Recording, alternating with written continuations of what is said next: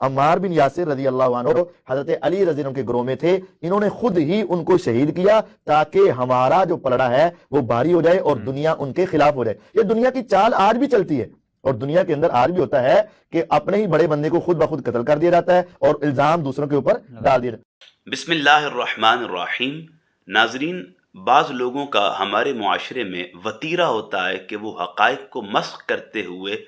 توڑ مڑوڑ کر عوام کے سامنے پیش کرتے ہوئے ان کے عقیدے کے بگاڑ کا سبب بنتے ہیں۔ وہ جانتے ہیں کہ حدیث ہے،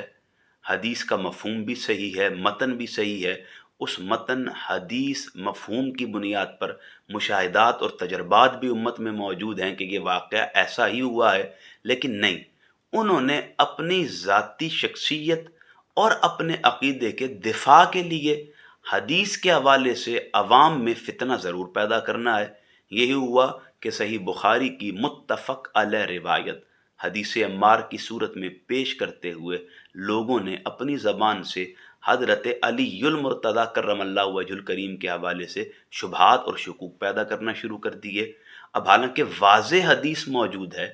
اور درجنوں روایات موجود ہیں بخاری و مسلم میں اور دیگر کتب احادیث میں، لیکن نہیں، اپنی بات کرنی ہے۔ حالانکہ بخاری میں کریم آقا کا حکم موجود ہے، خبر موجود ہے کہ حضور نے فرمایا کہ عمار تجھے ایک باغی جماعت قتل کرے گی، تو اس گروہ کو جنت کی طرف بلائے گا، وہ تجھے جہنم کی طرف آواز دے گی۔ اب حضرت عمار،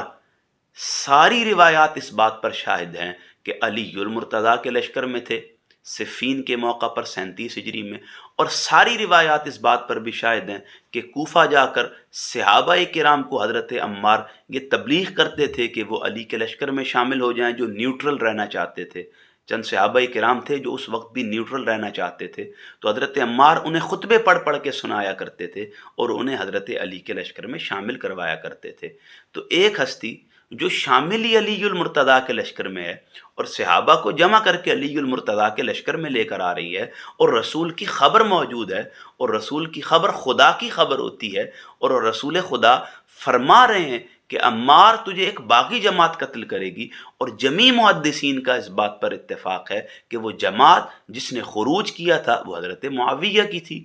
جبکہ یہ حقیقت ہے کہ حضرت معاویہ کے اس خروج اور بغاوت کے عمل کو جمیع امت میں خطا کہا جاتا ہے، جسے خطا اجتہادی سے تعبیر کیا جاتا ہے۔ جب باتیں کلیئر ہیں، اس میں کوئی ڈاؤٹ نہیں ہے، ابہام نہیں ہے، تو پھر آپ کیوں شخصیت پرستی میں اتنے اندھے ہو جاتے ہیں کہ رسالت مآب صلی اللہ علیہ وسلم کے حکم کی اور آپ کی حدیث کی اور اس حدیث کے ذریعے ملنے والی امت کو جو خبر ہے اس کی نفی کر دیتے ہیں؟ حضرت عمار رضی اللہ تعالیٰ عنہ کے بارے میں جو باتیں صحابہ کرام کے ذریعے، محدثین کے ذریعے، جمیع امت کے ذریعے ہم تک پہنچی ہیں، آپ ایک فرد واحد یا آپ کا مسلک یا آپ کے عقیدے کی سوچ پر اس بات رکھنے والے لوگ وہ یکسر کسی چیز کی نفی نہیں کر سکتے، اس سے صرف فتنہ پیدا ہوگا، خیر کی کوئی بات اس سے نکل کر امت کے سامنے نہیں آئے گی بلکہ مزید شر آئے گا۔ اس لیے جو امت میں ایک موقف چلا آ رہا ہے اس کی نفی نہیں کرنی چاہیے۔ امت میں جو رسول کریم صلی اللہ علیہ وسلم کی خبر اور اس خبر پر تجربہ اور مشاہدہ چلا آ رہا ہے اس کی یکسر نفی نہیں کرنی چاہیے۔